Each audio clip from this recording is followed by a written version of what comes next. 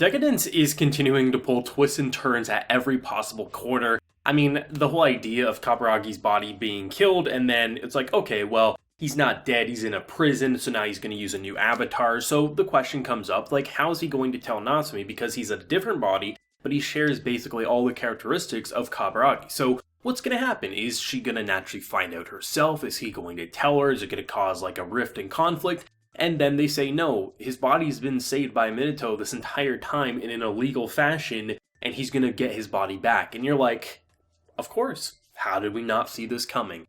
Deca-Dence isn't afraid to twist and turn at every possible moment, and when it does, it doesn't feel like it's just trying to do things for shock value or is trying to subvert expectations in the wrong way. But rather, once you see what they have executed, it's like, of course, there was no other outcome that they could have went with that would have felt as satisfying as what we're seeing. But before we get to that moment, we always assume it's going to be something absolutely insane, when sometimes the most insane and best outcome is one that's the most normal. And in this case, after everything that we've seen between Kaburagi as well as Minato's relationship, they have a very strong friendship that is definitely, there's a rift, there's a divide, one of which is embracing being a bug, while the other recognizes that he probably is a bug, but all he wants to do in terms of kind of going against the system's rules is keeping his friend alive so they can fight together. That's all he cares about, where with someone like Kaburagi, he wants to bring the whole system down. And it's kind of understandable where Minato's coming from on just the whole idea that they've been raised like this their entire life. The idea of bringing down a system, it seems insane, it seems ludicrous.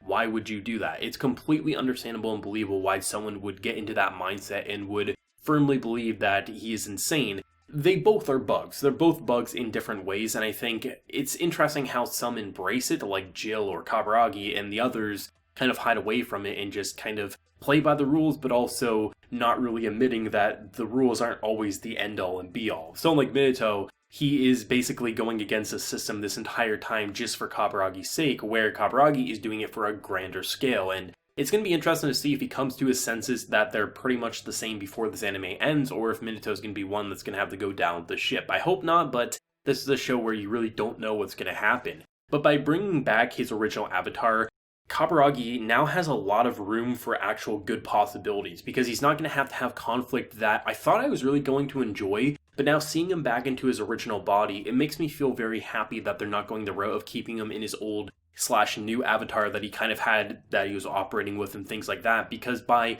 bringing back the original version, now Natsumi has full trust and they can do more interesting things with the remaining 4 episodes rather than having pointless conflict that honestly wasn't needed but I thought I was going to enjoy. That's what's great about a show like Deca-Dence, is it makes you think that you need to have things that are going to be drama-filled or conflict, and you know, we have to have all these epic things, but episodes like these where there's no action, it's just for the most part in the almost android-like world where you're seeing things from the prison, and the most realistic parts that we get in terms of the Deca-Dence formula is pretty much just conversation like, I need your help, and you get some cute reunion scenes. It's actually interesting how he portrayed his, like, why he disappeared, and how he was looking for the source of the Gato. I think that's a great way to not make it feel like he randomly disappeared for no reason. It's something that's believable, especially considering that this is a real threat for their world.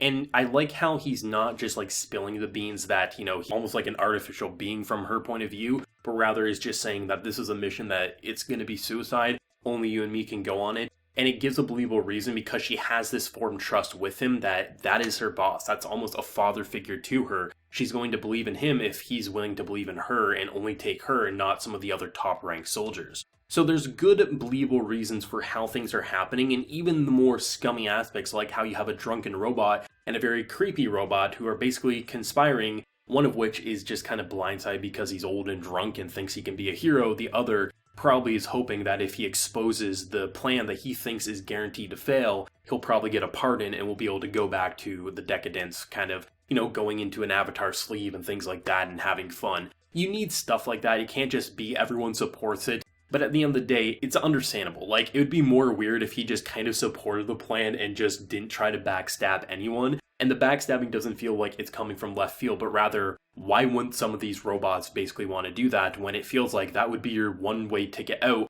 of the hellhole, where basically you pile and you get rid of shit that then gets put into the juice that you drink, and that just shocking reveal just portrayed all those characters who are like, why would we want to destroy this place? You know, we're fueling things, and it's like, no, you're drinking shit. you eat shit, you mind shit, that is all it is shit, that is your lives. And it's like, after the vomit storm, let's take it down. Deca-Dence is just continuing to be fun and exciting and just kind of throwing some very interesting themes our way. And I love the idea of having bugs because I, from pretty much the beginning, thought Kaburagi was the biggest bug, and I'm glad it's not just like he's the bug, but rather there's pretty much everyone is. If you do anything that goes against the system would consider that a bug. And characters like Minato, who have been able to firmly believe in the system, believe that it is the right thing, but still goes against it in his own way and doesn't recognize that he's pretty much the exact same, but he also probably does recognize it, but just is like hoping that he doesn't do anything stupid because he wants his friend to stay alive, which is why he harvested his body illegally. And I have to say, the way they're able to switch out the body and they put a sex toy in it, did not see that coming. And I love the commander's basically response, as long as you just use it on yourself, there's not going to be any issue. Just do it in private. I'm like, Deca-Dence.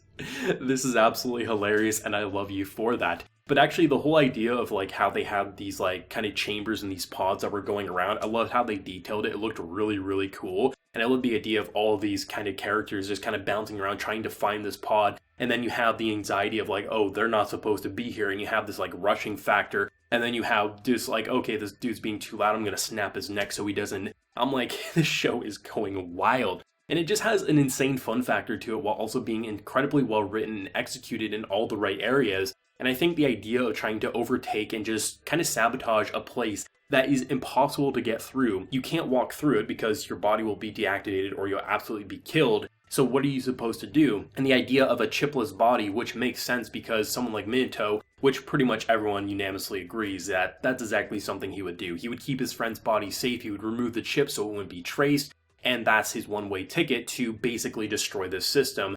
Also, Natsumi herself, because she also doesn't have a chip. That's why she's a big bug of the system. They're playing into things that have been laid out and kind of set up since the very beginning. The idea of chipless and how that's a big issue. And you can understand why the system is so scared of them, because they can walk through this field and basically do whatever they want if they don't get caught. And characters like, well, of course, you have Kaburagi. Some people may want to say it's convenient that his body doesn't have a chip, but it makes sense based on the relationship that he and his friend have had for so long. So they actually have set up and executed this entire plan since the very beginning, establishing character relationships, the idea of chipless soldiers and things like that. It makes total sense, and it makes it feel like everything has been planned from the beginning and nothing is coming from left field. And you don't get to say that too often for a sci-fi series as insane and ambitious as this, but Deca-Dence is doing it with grace, and I love this episode. I'd actually go as far to say it was one of my favorites for sure. There's a lot of things happening, and it just feels like a reward for the viewer for paying attention to everything that's happened. And when you really take the time to think about how things are basically being formed for this plan,